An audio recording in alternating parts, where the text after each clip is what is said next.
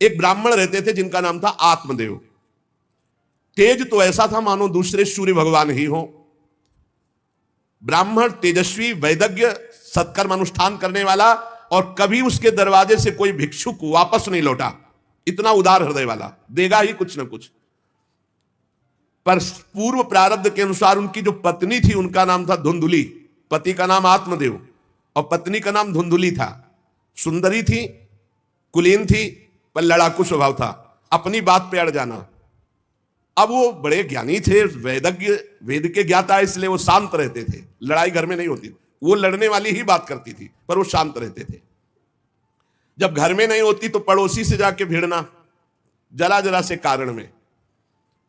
क्रूर स्वभाव, बकवादी स्वभाव, गृह कार्य में निपुण लेकिन कंजूस और झगड़ालू प्रारब्ध है। भोग विलास की कमी नहीं थी, खूब संपत्ति थी, घर बढ़िया सुंदर, परंतु सुख नहीं था। क्योंकि जब आत्मदेव घर में आते तो बस उपद्रव, लड़ाई, झगड़ा, सब बड़ा नरक समझो। जिसकी घर में अशांति हो, झगड़ा होता, बड़ा नरक है। चैन से नमक रोटी खाए, प्यार से जीवे तो गृहस्थी धन्य, और खूब बढ़िया सब व्यवस्थाएं हैं, पर कलह, अशांति, मन नहीं मिल रहा एक दूसरे, ये बहुत। धीरे धीरे अवस्था ढल गई, कोई संतान ही नहीं हुई। बड़े बड़े पुण्य कर्म किए, खूब दान पुण्य किया, लेकिन संतान नहीं हुई। अब वो ब्राह्मण बड़े चिंतातुर हुए आत्मदेव की, जिसके संतान न हो तो फिर उसको पिंडदान कौन करेगा। गृहस्थी में विचार होता, कुल परंपरागत चलाने वाला तो कोई होना चाहिए। अब वो बड़े चिंतातुर हुए, हर उपाय करके हार गए थे। तो एक दिन उनके मन में आया कि एकांत जंगल में चलते हैं और अपने प्राणों को त्याग देते हैं। क्योंकि घर में जाओ तो कलह है, ना कोई संतान है। अब क्या, सब कुछ करके देख लिया, बुढ़ापा आ रहा है, पुत्र तो हुआ नहीं, तो कम से कम पुत्र होता तो कुल परंपरा चलाने। अब क्या, वो ऐसी भावना में थे कि जीवन व्यर्थ है, जंगल को चल दिए। उधर एक सरोवर में प्यास बुझाने के लिए एक महान संत आ रहे थे। जब कोई धर्मात्मा पुरुष दुखी होता है तो भगवान अव्यक्त रूप से संतों से मिला देते हैं। वो सन्यासी महात्मा थे। ब्राह्मण देखा कि वो जब जल पी चुके तो जाके साष्टांग दंडवत किया, शास्त्रों का ज्ञान था, हाथ जोड़कर खड़े हो गए। ये लंबी लंबी सांसें खींच रहे हो, उदास खड़े हो, दुखी दिखाई दे रहे हो। देखने से तो लगता है कि तुम ब्राह्मण हो, क्योंकि तेजस्वी हो। क्या चिंता है तुम्हारी जो तुम जल्दी जल्दी श्वासें खींच रहे हो लंबी, और दुख प्रकट कर रहे हो। ब्राह्मण ने कहा, महाराज आखिरी उपाय आप है। वैसे तो मैं बताऊं, अपने जीवन से निराश हो चुका हूं, आपको देखा तो आशा बन गई। पूर्व जन्म का कौन सा प्रारब्ध मुझे पता नहीं, पर संतान योग नहीं, बहुत दुखी हो गया हूं। सही बताऊं, मैं आम प्राण त्यागने आया हूं जंगल में। मेरा मन मुझे धिक्कारता है कि तुम्हारा सब कुछ बेकार जब संतान नहीं। और यहां तक कि मैं जिस गाय को पालता हूं वो भी बछड़ा नहीं देती, यहां तक कि जो पेड़ लगाता हूं उसमें भी फूल फल नहीं आते। कितना मैं दुर्भागी हूं, बड़ा भागा हूं। अब मैं अपने प्राण त्यागने आया हूं। और फूट फूट कर रोने लगे। संत का हृदय बड़ा करुणामय होता है। संत चाहे तो नवीन प्रारब्ध तत्काल रच सकते हैं, क्योंकि भगवान के भजन में अपार सामर्थ्य है। उन्होंने अपनी दिव्य दृष्टि से देखा, कहा, आत्मदेव ब्राह्मण, पुत्र का मोह तो छोड़ दो, आप विवेक का आश्रय लो, भजन करो।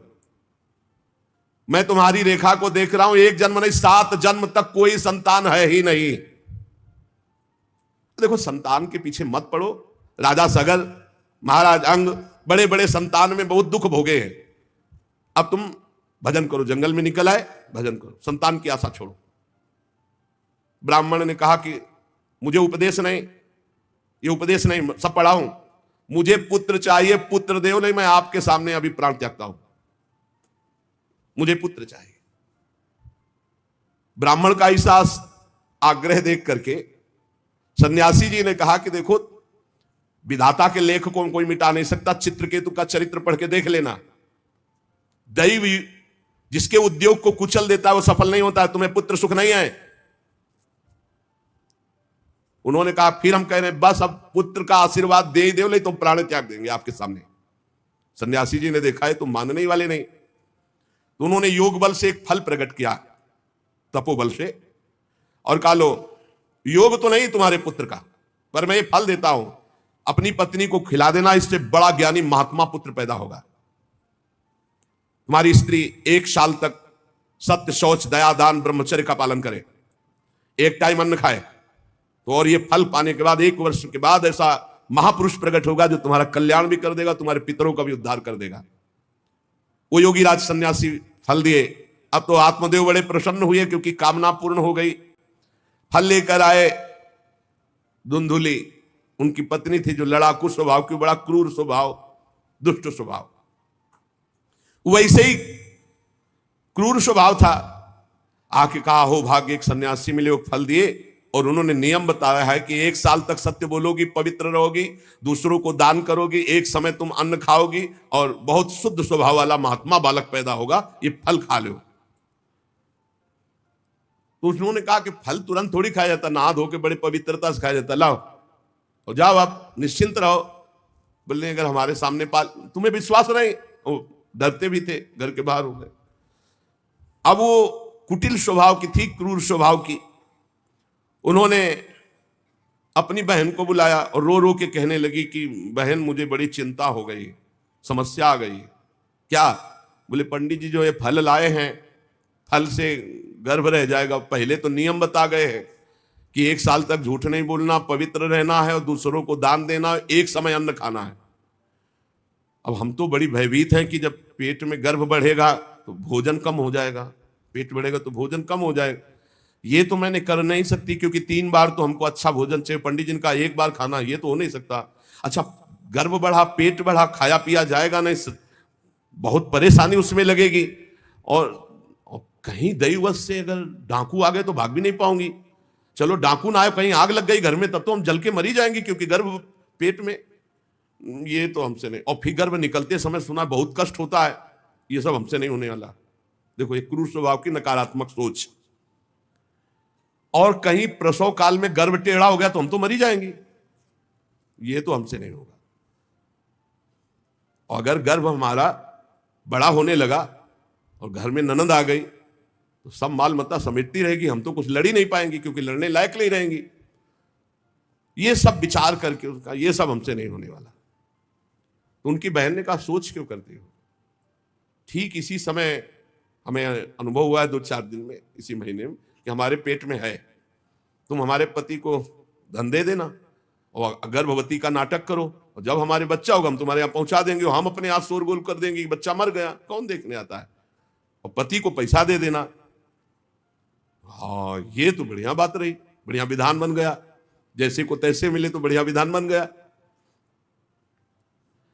तू गर्भवती का नाटक कर आज से कि फल पा लिया और मैं गर्भवती हो गई, मैं अपने बालक को मरा घोषित कर दूंगी।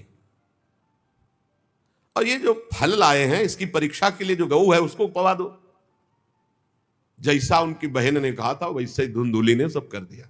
देख लो, कहा था स्वामी जी ने तुम्हारे 7 जन्म बालक नहीं, तो देखो बुद्धि कैसी खराब हुई, गाय को पवा दी। अब जब उसकी बहन के पुत्र हुआ तब तक वो कपड़ा वपड़ा पेट में लगा के नाटक करती रही होगी कि हमारे गर्भ है। फिर एकदम घोषणा कर दी जब वो पुत्र रातों रात पहुंच गया कि हमारे संतान हो गई। उसके पिता को अच्छा धन दे दिया, वो धुंधुली को ला करके बहन का बेटा दे दिया। आत्मदेव तो बहुत आनंद हो गए, उनको क्या पता कि घर में क्या रहस्य हुआ, वो तो बहुत सुखी हो गए कि संत भगवान के द्वारा दिए हुए फल से हमारे पुत्र हो गया। बड़ा आनंद, बड़ा उत्सव मनाया, बालक के जात कर्म संस्कार कराए, खूब दान पुण्य किया, मांगलिक कृत्य किए। धुंधुली ने अपने पति से कहा कि पता नहीं क्या कारण मेरे वक्षा स्थल में दूध तो है नहीं और अभी नया बालक है, बिना मां के दूध के जीवित नहीं रहेगा, तो हमारी बहन के बालक हुआ था पधार गया है, उसको बुला ले क्या? अरे उन्होंने कहा बिल्कुल बुलाओ, हम और पैसे देंगे, स्वागत करेंगे, हमारा बच्चा पुष्ट होना चाहिए। बहुत बुद्धि लगाते हैं क्रूर स्वभाव के लोग, कैसा एकदम फिट कर लिया विधान। अब उसको बुला लिया बालक का पालन पोषण करने के लिए पैसे के, और वो असली मां तो वही है ही है। पुत्र की रक्षा के लिए जो जो कहा आत्मदेव ने वो सब स्वीकार कर लिया। 3 महीने इस बालक के व्यतीत होने के बाद, उन्होंने कहा था 1 साल बाद होगा, 3 महीने व्यतीत होने के बाद गौ के बच्चा हुआ मनुष्याकार, केवल कान गौ के, पूरा मनुष्याकार, सर्वांग सुंदर, दिव्य तेजो में स्वर्ण की सी कांति। क्योंकि वो योगी के तप का, ब्राह्मण देवता नाच पड़े कि भगवान जब दिए तो कितना आनंद, घर में भी बच्चा और गौ के भी बच्चा ही हुआ, खूब संस्कार करके मंगलदान, बड़े प्रसन्न हैं। सब लोग कहते हैं आत्मदेव का देखो कैसा भाग्य बदला कि घर में भी पुत्र हुआ, गौ के भी पुत्र हुआ, बछड़ा नहीं, केवल कान भर। कैसे आश्चर्य की बात, दिव्य बालक उत्पन्न हुआ। पर इस गुप्त रहस्य का किसी को पता नहीं। आत्मदेव ने देखा कि बालक पूरा मनुष्याकार, केवल कान, गाय के तो नाम रखा गोकर्ण। और धुंधुली ने किसी शास्त्रीय पद्धति से नहीं, अपनी पद्धति से, हमारा नाम धुंधुली तो हमारे लड़के का नाम होगा धुंधकारी, उसका नाम रखा धुंधकारी। कुछ काल व्यतीत हुआ, दोनों जवान होने लगे। गोकर्ण में पूर्ण वैदिक सिद्धांत, धर्म पूर्वक, बड़े ज्ञानी महात्मा, और धुंधकारी पूर्ण दुष्ट। शौचाचार का तो नाम भी नहीं था पवित्रता का धुंधकारी में। खान पान पशुओं वाला, क्रोध नाक में चढ़ा, गंदी वस्तुओं से प्यार करने वाला, बहुत ही गंदा स्वभाव। चोरी बचपन से, द्वेष, पीट देना, लड़ाई करना, ये उसका चलते स्वभाव। दूसरों की खेती में आग लगा देना, घरों में आग लगा देना, गौशाला में आग लगा देना। जैसे किसी का बालक खेल रहा है, आसपास देखा कोई, उठाया कुएं में फेंक दिया, बड़ा दुष्ट स्वभाव। और बड़ा हुआ हिंसक स्वभाव, अस्त्र शस्त्र धारण करके, जैसे कोई अंधा जा रहा है तो आओ बाबा तुम्हें रास्ता बता दो, कुएं में जाके ढकेल देता है। बहुत ही गंदा स्वभाव, दुष्ट स्वभाव। अब वो शिकार करने लगा पशुओं का और मांस खाने लगा। जहां आत्मदेव कितनी पवित्रता से, वहां दुष्ट ही कितना। अब धीरे धीरे व्यभिचार करने लगा, वैश्याओं से संपर्क रखने लगा। संपत्ति थी ही, सारी संपत्ति वैश्याओं को। एक दिन पिता ने कहा आत्मदेव ने कि तुम्हारे आचरण इतने आसुरी प्रभाव के, हमें लगता है कि तुम हमारा सर्वनाश करने के लिए प्रकट, ये क्यों करते हो? तो खूब गिरा गिरा के मारा आत्मदेव को। सन्यासी की बात अब याद आई कि तुम्हारे भाग्य में पुत्र सुख नहीं है, खूब मारा आत्मदेव को। जब इतनी जोर से मार रहा था तो थोड़ी तो दया आई कि पति है, बचा ले। तो धुंधुली गई, तो फिर धुंधुली की धमजम के पिटाई की। अब वो तो राक्षसी स्वभाव, और घर के जितने जेवर बर्तन सब उठा के बेच दिए, वैश्यागामी हो। अब जब सारी संपत्ति स्वाहा, खाने को भी नहीं, तो धुंधुली बैठ के रोती। दुष्टता की ना, पति ने जब तुम्हें एक दिव्य फल दिया था, खाना चाहिए था। मैं कहां जाऊं, कौन मेरा सहयोग करे, बड़ी विपत्ति, बड़ा दुख, न खाने को न पीने को। अतरे दिन पिटाई करता धुंधकारी, आत्मदेव की भी और धुंधुली की भी। पिता बैठ के रो रहे थे। मैं सन्यासी की बात मान जाता तो गोकर्ण जी आए और उन्होंने कहा पिताजी, आप जैसे विद्वान पुरुष को ऐसा शोक करना उचित नहीं। तुम शास्त्र के ज्ञाता हो, तुम्हें चाहिए कि संसार की असारता का तो थोड़ा विचार करना हो। ये दुख रूपी मोह में फंसकर आप एक अज्ञानी पुरुष की तरह रो रहे हो, पिट रहे हो। पिताजी, क्या शास्त्रों में नहीं पढ़ा पुत्र किसका, धन किसका, पत्नी किसकी, शरीर किसका? ये मोह के कारण अज्ञानी जन रात दिन दीपक की तरह जल रहे। पिताजी, ना सुख इंद्र को है, ना चक्रवर्ती राजा को है। सुख है तो एकांत में भगवान का भजन करने वाले को है। ये देखो गोकर्ण, ये मुंचा ज्ञानम प्रजारूपम मोह तो नरके गति। ये नरक जाने वाली बात, पुत्र के मोह में फंस करके आप छोड़ो इसे, आपका शरीर नष्ट हो जाएगा। इसलिए मेरी प्रार्थना मानो, आज से निकलो घर से और वन में जाओ, भगवान का चिंतन करते हुए जीवन व्यतीत करो। गोकर्ण जी के वचन सुनकर आत्मदेव वन में जाने के लिए तैयार हो गए। उनका बेटा, आज तक तो कभी वन में तपस्या भजन किया नहीं, बड़ा शरीर से राग है, क्या करूं, कैसे भगवत प्राप्ति करूं? संत समागम कभी व्यर्थ नहीं होता। देखो, संत समागम का फल है गोकर्ण जी। हे पिताजी, शरीर से मैंपन छोड़ दीजिए और शरीर संबंधियों से मेरापन छोड़ दीजिए और भागवत धर्म का आश्रय लेकर संत समागम कीजिए। सदैव संतों की सेवा, भगवत सेवा, नाम जप, लीला कथा, श्रवण गायन, इसी से भगवत प्राप्ति हो जाएगी। बस उसी समय गोकर्ण को मन से प्रणाम करके कि भगवान गुरु रूप से इसी रूप में आकर मुझे उपदेश दे रहे हैं, उसी समय आत्मदेव जी ने तो घर छोड़ दिया और वन की यात्रा की। 60 वर्ष की आयु हो चुकी थी, पर ज्ञान था शास्त्रों का। बड़ी निष्ठा से अपनी बुद्धि को समेटा संसार से और रात दिन भगवान के चिंतन में लगा दिया। भगवान के चिंतन और भागवत के 10वें स्कंद का रोज पाठ पूरा जो भागवत का 10वें स्कंदों श्री कृष्ण लीला चरित्र से भरा हुआ है। पूरा पाठ और निरंतर नाम जप, इसके प्रभाव से श्री कृष्ण चंद्र की प्राप्ति हुई गोकर्ण जी के उपदेश से आत्मदेव की। अब जब पिता वन को चले गए तो और छूट, वैसे मानता तो था ही नहीं पर और छूट हो गई। अब धुंधकारी ने उठाई लाठी डंडा, जो धुंधुली की डट के पिटाई की और कहा बता धन कहां है। अब जितना धन था तो सब ले गया। फिर जलती हुई लकड़ी लुकाठी, उससे बता धन कहां है। किसी तरह वो छूट पाई तो भागते हुए जाकर कुएं में गिरकर अपने शरीर को नष्ट कर दिया कि रोज की पिटाई से अच्छा एक बार दुर्गति को प्राप्त हुई। धुंधुली दुर्गति को प्राप्त हुई, पति आत्मदेव श्री कृष्ण चंद्र को प्राप्त हुई। योगनिष्ठ गोकर्ण जी ने जब देखा कि धुंधकारी का आतंक बढ़ रहा है तो उन्होंने छोड़ दिया। जो ज्ञानी पुरुष होते प्रपंच नहीं स्वीकार करते, उनको कोई सुख दुख इससे नहीं, उदासीन भाव से तीर्थ यात्रा को निकल गए।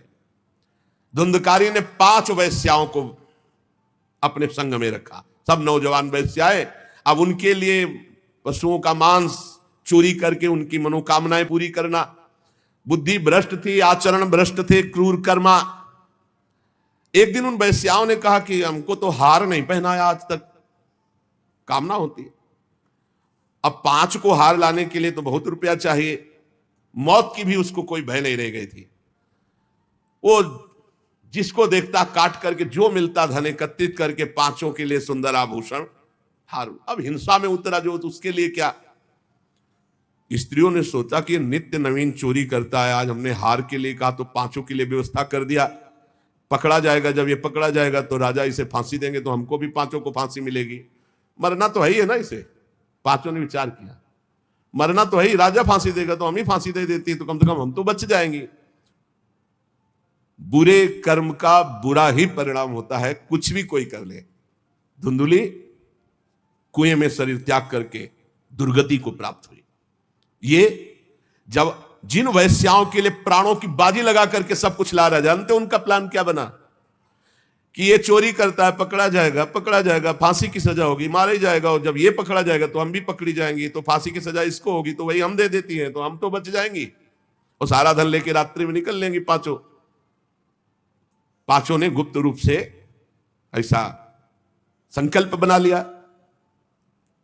धुंधकारी सो रहा था, 5 गए। अब 5 हैं, हाथ पैर 4 ही तो है, पैर 2 और 2 हाथ, 4 उसमें लग गई और एक जो है रस्सी से पूरा चारपाई पे बांध दिया।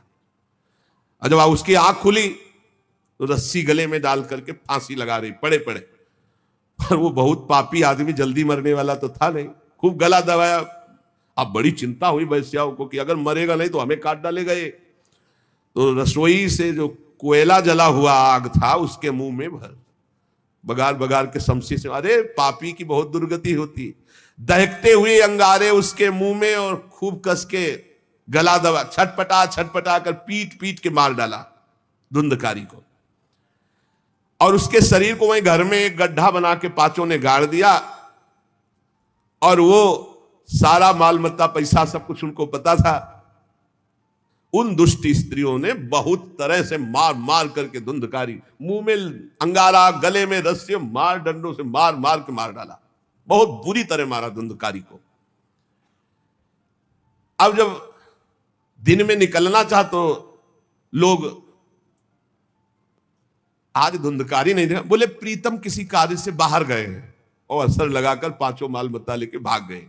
जो कई पुरुषों से सहवास करती हैं या कई स्त्रियों से जो सहवास करता है, ऐसा अपवित्र हो जाता है कि उसके छूने मात्र से पुण्य नष्ट हो जाते हैं। फिर ये तो उनके संग से ही रह रहा था, उसे वैश्या उसे ही कहते हैं। उन वैश्याओं के संग से सारे सुकृत नष्ट हो चुके थे, महान पाप का स्वरूप हो गया था और वो सब भाग चुकी थी। तो धुंधकारी को भयंकर प्रेत योनि की प्राप्ति हुई, प्रेत योनि, भयंकर प्रेत योनि। अब वो बवंडर रूप, जो चक्रवात जैसे बवंडर देखते हो ना, वो रूप धारण करके 10 दिशाओं में भटकता।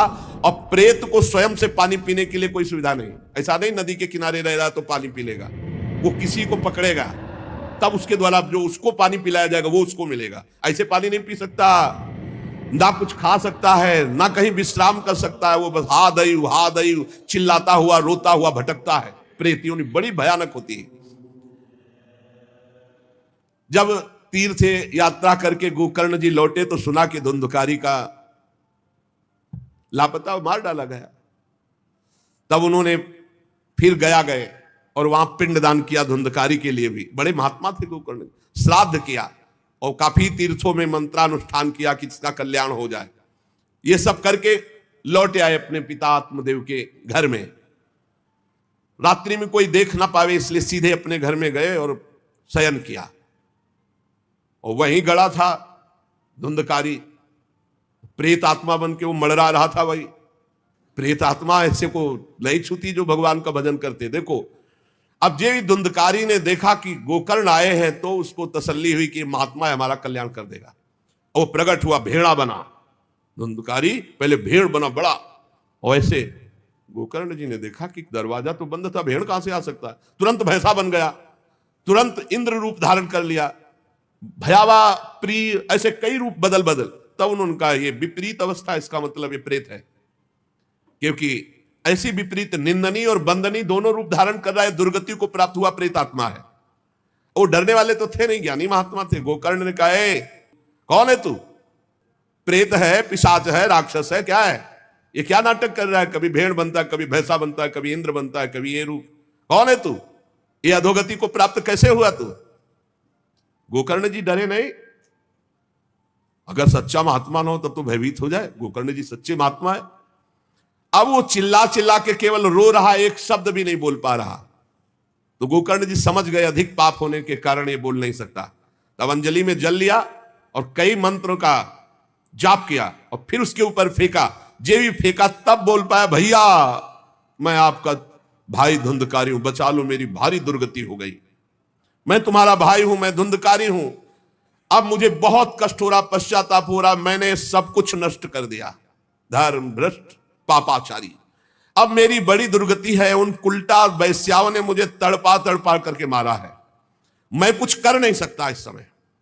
ऐसा थोड़ी कि प्रेत है जिसको चाहे पटक दे, ऐसा नहीं है, ऐसा विधान नहीं। पहले वैश्याओं को मारता जाके, मैं कुछ कर नहीं सकता। प्रेत योनि में पड़कर दुर्दशा भोग रहा हूं। अब दैवश केवल वायु से जीवित हूं, बहुत प्यासा हूं, भूखा हूं, पर नहीं खा सकता, नहीं पी सकता। आप दया समुद्र भैया मेरा उद्धार करो। गोकर्ण ने कहा कि तुम्हारा उद्धार तो हो जाना चाहिए, तुम्हारे लिए तो मैं गया में गया, वहां श्राद्ध दिया, तीर्थों में भी अनुष्ठान किया, फिर तुम्हारा प्रेत योनि से उद्धार कैसे नहीं हुआ? तो उन्होंने कहा, भैया एक दो बार गया श्राद्ध से मेरा कुछ नहीं होने वाला, बहुत पापी हूं, बहुत बड़े बड़े पाप किए हैं। कोई दूसरा उपाय सोचो, छोटे मोटे पिंडदान से, दान पुण्य से मेरा उद्धार होने वाला नहीं, बहुत स्टॉक है हमारे पाप का। तुमको हम बताएं, सैकड़ों बार गया श्राद्ध करो तो भी मेरा कल्याण नहीं हो सकता, ऐसा मैं पापी हूं, कोई दूसरा उपाय सोचो। गोकर्ण जी ने कहा, सैकड़ों गया श्राद्ध से तुम्हारी मुक्ति नहीं हो सकती, तो तुम्हारी मुक्ति असंभव है। कहा, भैया मैं तुम्हारे चरणों में पड़ा हूं, मुझे मेरा उद्धार करो। तो कहा, ठीक है, तुम अभी इस घर से निकलो, कहीं और रहो, हम जब तुम्हें बुलाएं तब आ जाना। जाओ, हटाओ, हमारे इस घर से हटो। हटा दिया उनको। गोकर्ण जी की आज्ञा पाकर धुंधकारी बाहर भटक रहा है। रात भर विचार किया कि इसका कल्याण कैसे होगा, जब सैकड़ों गया श्राद्ध से कह रहा उद्धार नहीं होगा। अब जब प्रातः काल हुआ, दरवाजा खुला तो बहुत से विज्ञजन आकर के गोकर्ण जी से मिले। गोकर्ण ने सबसे सलाह की कि क्या हो सकता है, ऐसे ऐसे स्त्रियों ने उनको मारा और वो प्रेत योनि को प्राप्त हुए। जो लोग विद्वान थे, योगनिष्ठ थे, वेदज्ञ थे, उन्होंने कई शास्त्र पाठ आदि की बातें बताई, सबने, पर सही उत्तर नहीं मिला। गोकर्ण जी महान तपस्वी थे। गोकर्ण जी ने प्रातःकाल स्नान करके अर्घ दे रहे थे, बोले औरों से क्या पूछना, सीधे सूर्य भगवान से पूछे। मंत्र का उच्चारण करते हुए सूर्य भगवान को स्थगित कर दिया, रोक दिया। बहुत बड़ी मंत्रों में। अब हम किससे पूछे, आप ही बताओ। हे जगत साक्षी भगवान सूर्य, धुंधकारी का उद्धार कैसे हो सकता है? आप कृपा करके बताइए कि धुंधकारी की मुक्ति कैसे हो सकती। गोकर्ण की ये प्रार्थना सुनकर भगवान सूर्यदेव ने कहा, श्रीमद् भागवत महापुराण नियम पूर्वक सुनाओ, निश्चित उसकी मुक्ति हो जाएगी। सप्ताह परायण 7 दिन में पूरी भागवत श्लोक सहित सूर्य भगवान की आज्ञा सबने सुनी, गोकर्ण जी ने भी सुनी। बहुत सरल उपाय। गोकर्ण जी ने निश्चय किया मैं स्वयं सुनाऊंगा और उसका उद्धार करूंगा। अब तो कथा का समय निश्चित किया। बहुत से लोग कथा सुनने के लिए वहां पहुंचे। जब सुना कि भगवान की कथा सब पापों का नाश कर देती है, तो बहुत से लोग, पापी पुण्यात्मा जो भी, सबको बैठने की उचित व्यवस्था की गई। एक 7 गांठ का बांस जो सीधा था, आवाहन किया धुंधकारी कौर का, इस पे बैठ जा, तू भी कथा सुन। तो सीधे 7 गांठ के बांस पर धुंधकारी जाकर के बैठ गया, छिद्र में वायु रूप होकर, क्योंकि बाहर कहीं स्थित नहीं रह सकता, चलायमान तो बैठना है। गोकर्ण जी ने एक वैष्णव को मुख्य श्रोता बनाया और प्रथम स्कंद से स्पष्ट स्वर में कथा सुनानी प्रारंभ की, श्लोक और अर्थ। सायंकाल को विश्राम दिया तो एक बड़ी विचित्र बात हुई। सभासदों के देखते देखते एक बांस में तड़ तड़ की आवाज हुई, एक गांठ फट गई। दूसरे दिन कथा हुई, दूसरी गांठ, तीसरे दिन तीसरी गांठ, 7 दिनों में 7 गांठें फाड़ करके धुंधकारी परम पवित्र दिव्य रूप, भगवत पार्षद रूप धारण करके प्रकट हो गया।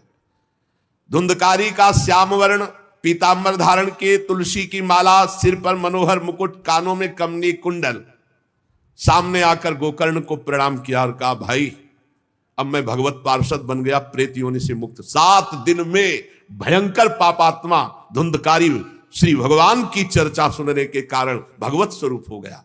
ओहो, कितना प्रेत पीड़ा मैं सह रहा था, एकमात्र श्री कृष्णचंद्र जी की लीला कथा सुनने मात्र से मैं भगवत स्वरूप हो गया हूं। भैया मैं कैसे आपका उपकार करूं? मैं निंदनीय से निंदनीय पाप कर्म करने वाला कैसा उज्जवल स्वरूप प्राप्त कर लिया। भला मोहपूर्वक लालन पालन करने वाले शरीर को जो हष्ट पुष्ट करते हैं, उन्होंने भगवान का नाम जप नहीं किया, चर्चा नहीं सुनी, तो जीवन किस काम का? इसके पोषण के लिए पाप कर्म कर रहे हो और वृद्धावस्था आने वाली परिणाम में दुख, रोगों का दुख, भोगों की कामना का दुख, क्या क्या दुख, इसकी क्या गति होगी? गाड़ दिया जाएगा या जला दिया जाएगा। ऐसे मनुष्य शरीर को प्राप्त करके भगवत प्राप्ति नहीं की तो जीवन व्यर्थ चला गया। अरे जो अन्न प्रातः काल पकाया जाता है, दूसरे दिन सड़ जाता है, उसी अन्न से इस शरीर का पोषण होता है, 6 घंटे में मल बना के निकाल देता है। ये शरीर कहीं अविनाशी है क्या? नाशवान शरीर है। जो लोग भगवान की कथा से वंचित है, भगवान का नाम जप नहीं करते, वो बुदबुदे जीवों में मच्छरों के समान जीवन उनका है, जन्मे मरे किस काम के। भला देखो, जिस बांस में मैं बैठा था तो बांस की गांठ फट गई, क्या भगवान की कथा सुनने पर चित्त की गांठ नहीं नष्ट हो जाएगी, जड़ चेतन की ग्रंथ?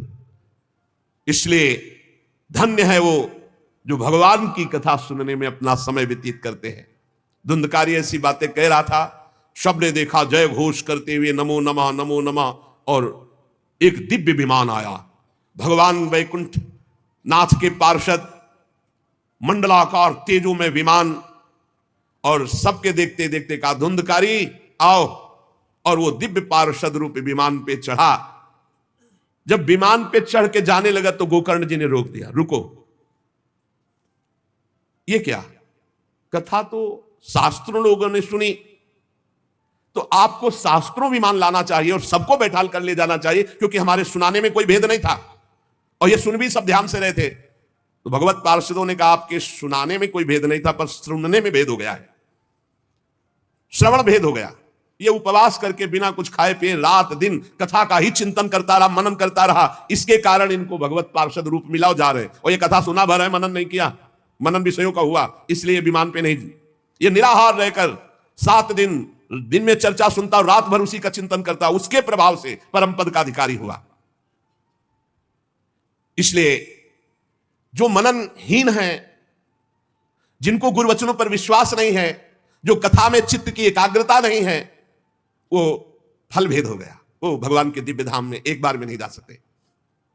गोकर्ण जी आपको तो लेने के लिए स्वयं गोलोक बिहारी आएंगे, यूं कहकर के विमान अंतर्ध्यान हो गया, अर्थात चले गए। गोकर्ण जी ने समस्त श्रोताओं से कहा, बिना तुम्हें विमान में बैठा ले मुझे चैन नहीं। सावन के महीना में हम फिर अनुष्ठान करेंगे, सब लोग कथा सुनो और सच्चे नियम से रहो, उसका मनन करो। ऐसा ही किया, सब लोग उपवास करके अल्पाहार करके कथा सुने, और जे ही 7 दिन में कथा की समाप्ति हुई तो भगवान के बहुत से पार्षद विमान लेकर आए, और जितने कथा सुनने वाले थे सबको परमधाम ले गए, और भगवान ने गोकर्ण जी को स्वयं गोलोक बिहारी हृदय से लगाया। जे भी हृदय से लगाते हुए गोकर्ण भगवत स्वरूप हो गए। वही किरीट श्यामवर पीतांबर धारण किए हुए, कुंडल आदि से विभूषित। यहां तक कहते हैं कि उस कथा में सुनने में जो कुत्ते भी बैठे थे वो भी गोकर्ण जी की दृष्टि पड़ने पर विमान पर बैठकर भगवत धाम को गए। प्रेमानंद महाराज जी की वीडियो को देखने के लिए हमारे YouTube चैनल को सब्सक्राइब अवश्य करें और बेल आइकन को दबाना ना भूलें।